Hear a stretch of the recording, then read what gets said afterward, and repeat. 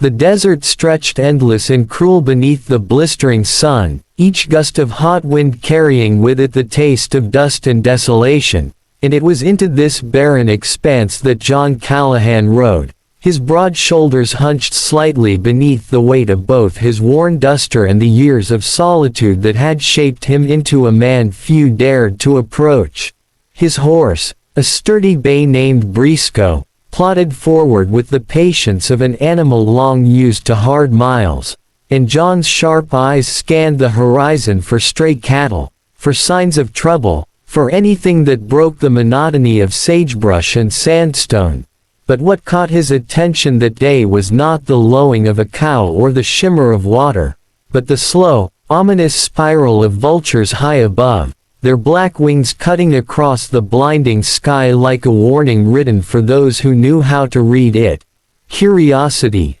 and perhaps the stubborn streak that had kept him alive through the war and the lonely years after, compelled him to change course, nudging Briscoe toward the distant movement, each step bringing him closer to something that tugged at the edge of instinct, and when at last he crested a low ridge, he froze, his throat tightening at the sight before him.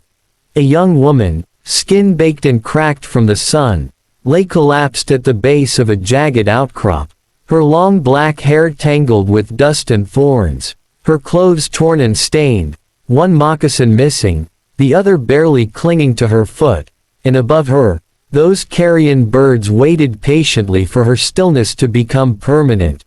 John swore under his breath, swinging down from his saddle, brushing the vultures away with a sharp sweep of his hat, their angry screeches echoing as they reluctantly took to the air, and then he knelt beside her, noting the faint, shallow rise of her chest, the dry rattle of each breath, the fevered tremble of her hands. She was Apache. There was no mistaking the beadwork that clung stubbornly to her torn dress, the proud lines of her face even beneath the exhaustion, and when he pressed his canteen to her lips, she flinched weakly, dark eyes fluttering open to fix on him with a mixture of fear and defiance. She spoke then, a few hoarse words in her own language, her voice little more than a whisper, and though he couldn't understand the meaning, he understood the tone. It wasn't thanks, it was a warning. Still, he eased her upright, the weight of her startling in its lightness,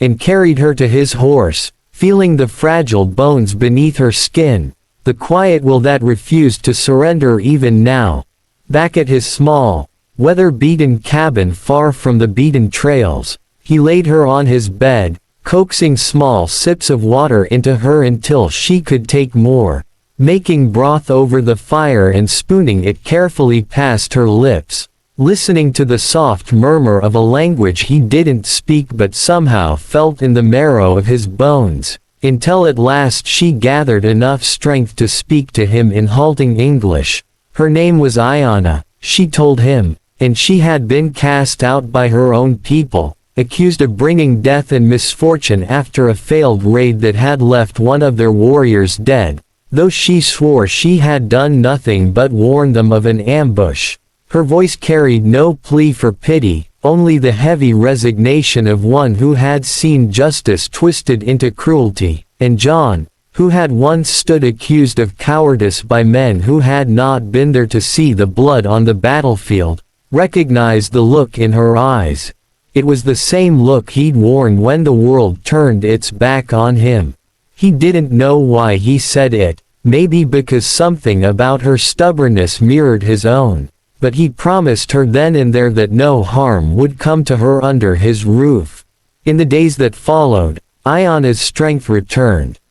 Slowly, she moved about the cabin with quiet purpose, mending a torn shirt of his, helping feed the animals, sweeping the dust from the floor, and sometimes, when she thought he wasn't looking, staring long out toward the horizon, as if waiting for the world to remember she existed. Trouble, however, had a way of finding those who wanted peace, and soon it came on horseback. 5 Apache warriors, their faces painted for war, rode up to his porch one afternoon, demanding in sharp, clipped English that he hand over the woman they called cursed, and John, leaning casually on his Winchester though his heart beat steady and hard, told them she was not leaving with them unless it was over his dead body. The standoff stretched long, the air thick with unspoken violence, until they rode away with promises to return, and when they did days later, it was with more men, but John was ready, his rifle cradled in his arms, Ayanna at his side with his spare pistol, her jaw set in a way that told him she'd already decided. She wasn't running again. The gunfight that followed was brief but fierce, dust and gunpowder mixing in the air, until the last of them fled back into the desert, leaving behind nothing but churned sand and silence. Afterward, John stood on his porch, his breath heavy, and felt Ayanna's small hand close over his arm. Not in fear, but in gratitude and something deeper, unspoken. From then on, they were not just survivor and savior, but partners in the truest sense, sharing work, stories, and the quiet comfort of knowing someone had your back in a land where that was rarer than rain. Evenings found them side by side, watching the sun bleed out over the mesas, her voice weaving stories of the spirits that guarded the land, his answering with tales of winters so cold the air itself seemed to shatter. And somewhere between those words, something else grew. Something that had nothing to do with rescue and everything to do with choice. Months later, when the tribe sent elders instead of warriors, their faces marked not with anger but with a kind of wary curiosity, Ayanna met them at the porch, her head high, telling them in her own tongue that she was no longer theirs to cast out. She had found her own people, even if that meant just one man who had seen her worth when they had not.